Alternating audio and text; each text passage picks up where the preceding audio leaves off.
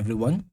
Welcome to week 4 of weekly comic updates, or rather, I should say, weekly manga updates. And so let's have a quick recap of last week's update, and then we'll move on to what I did in this week that went by. So, on the previous video, previous week, we talked about briefly about the overall story, the world, and the lore of Diadem Chronicles, and the magic system that this world called Sphera has. And so, like I said, without giving too much away, we discussed about all of those points. So in this video, I want to focus more on the characters and the race of this world that I'm building. And so that's what I mainly did on this week's timeline. And I also did a little bit of character designing of one of the main characters' mom, Gideon, whom I'll introduce in a minute. And so, on this week we'll talk about the different races, and then I'll introduce some of the main characters, at least the ones that I've finished designing and fleshing out their background and their personalities and all that. So yes, let's dive into it. This is, like I said, my Notion setup for my comic Diadem Chronicles. This is another database, and it's for my the characters and the race. So there are going to be mainly 4 main races. The most common one is going to be the Manavs, who are basically the humans of this world. And so Manav is actually a Hindi word for human, and so I decided to go with that. And like I said, they are the most populated, and they have the most number of population compared to the other 3. And so this is still all the database for this race, and in fact all the other races are still up in the air, like it can change. Expect a few changes in the quote-unquote final when I actually start publishing pages of the manga online. So basically they are a proud nomadic race, and my inspiration was of the Mongols, the stepped nomadic tribes of Mongolia. And so what happened was, like I said, 400 years ago, this event that took place, and then a battle took place and all like that. And what happened was, like, way before this Holocene extinction, they were at their apex, and they were the most populated, and at the same time the strongest of in terms of their civilization, their empire, technological advancement and everything. But then they were defeated, and they actually became slaves, and so they were subdued by another race called the Nifo race, or the Nifo Empire. And so they are basically slaves now in the present timeline that we're going to start the story in. And so I basically took, like I said, inspiration from the Mongols, and a little bit of their how they started, basically their race, how they came about from the Bible, from Genesis. And so we have, they also call Adam's race, and that's the other name that they have. And then so Um, that's yeah, that's the Manavs. After that, we have the Nifo Empire or the Nifo race, which actually means horn in Samoan, in the Samoan language. And so, just like we have the Manavs, another name for them is Adam's race. For the Nifo race, we have the blood of Atu and Ila. And so, this is a reference from the Samoan belief in mythology, and I took inspiration from that. And they are also a very like a barbaric um, race, and it's very focused on patriarchy, very strict patriarchy, where women have basically no role in their society other than just childbearing, and that too being focused on males, preference for males. So they are a very barbaric race, and where it's like strength is rules above all else, might rules above all else. And so they are the ones that actually defeated the Manavs in this war that they had, and they basically subdued them and made them their slaves. And so now in this present timeline, they are the strongest, and they've covered or taken over most of the landmass that's available. So that's the Nifo Empire, and then lastly we have the Balnyanya. So this the pronunciation might change. I'm not too happy about it. It's a bit difficult to pronounce, but we'll see. Basically, the Balnyanya are like the literate race, or the scientific race, who are more logical, and they don't show much emotion. And so they are the ones that, if you remember in the previous video, I talked about one of the civilization's main goal or main objective is to go down into the core and to go for expeditions and excavations. So these are the people. This civilization is the one that does that. And so they are very logical and very scientific in their thought. And so scientific advancement, at the same time trying to unearth or trying to study the oldest civilization that was in the past, down in the core that's like buried inside the planet.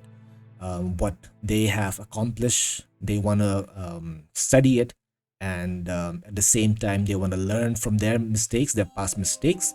And so that's basically them.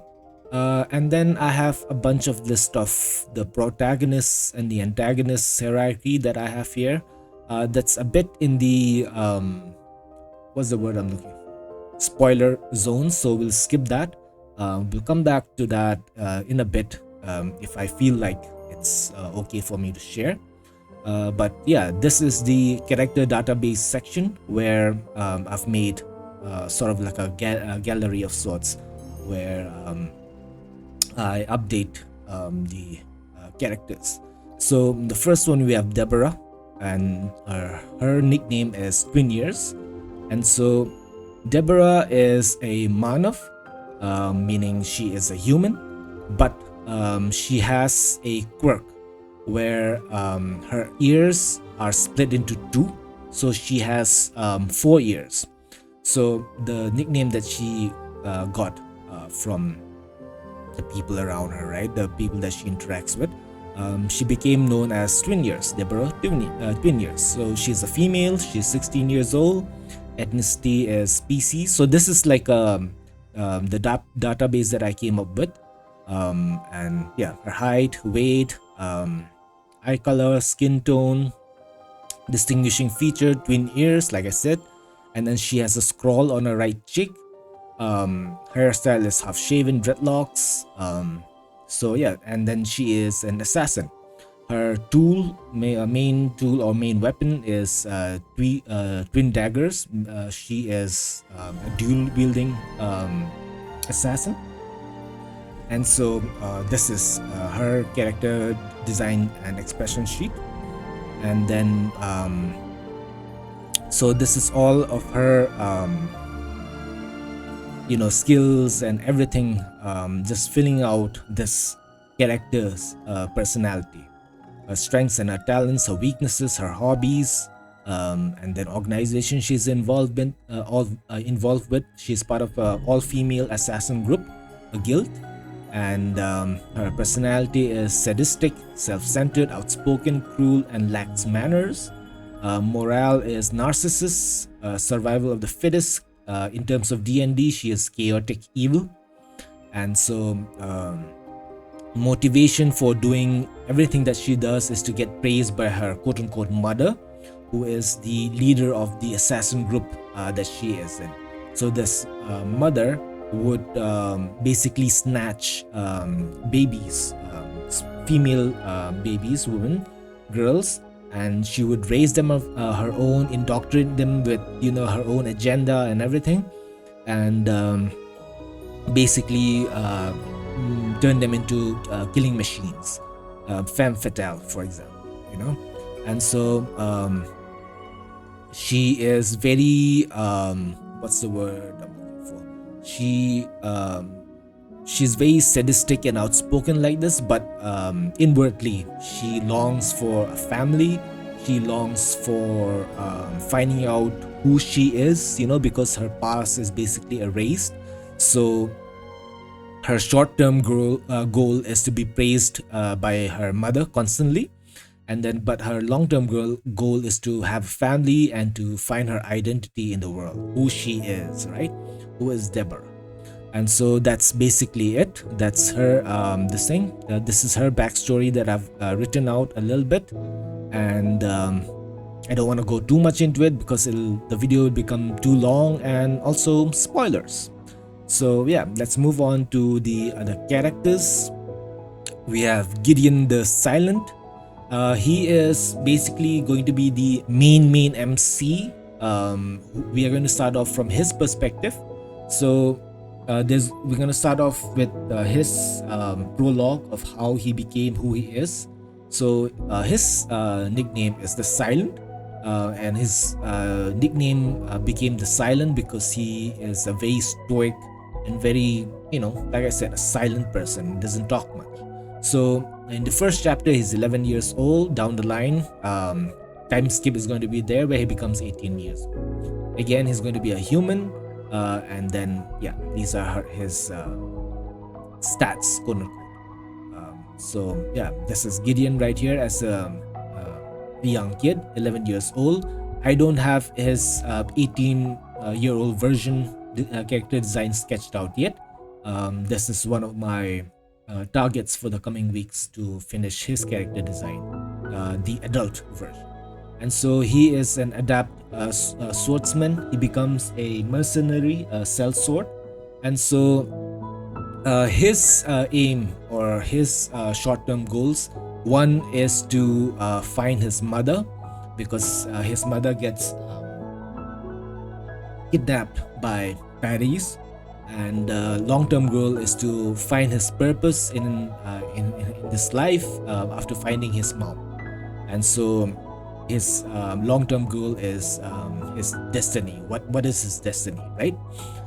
With all the powers and the stuff that he has gone through, what is his power in this life that he is living in? So that's his main goal, long-term goal. And so yeah, that's Gideon. After that we have Nafanwa. So Nafanwa is from the Nifo Empire. They, like I said, the barbaric empire. So Nafanwa is I forgot to write this. Yep, she is called Princess. as her nickname, and she is also indeed a princess. She is all from the royal bloodline of her family, and but like I said, it's a very the Nifo race is very hard on patriarchy, so women don't have a role in it, but she takes up that role of trying to change the perspective of her people. And so, not to completely eradicate or take out or fight against the patriarchy, but just to show that women are also, or the females also have a place in society, a role to play, and that they are more than just baby making machines. So one of the distinguishing features of the Nifo people is that they have horns on their cheeks, and women's are usually very short, and for the men it's like it grows out, so it's kind of like a tusk, and the men would decorate it, and they would put all sorts of jewelry, hang all sorts of jewelry and all like that, and decorate that this tusk that they have, tusk horns.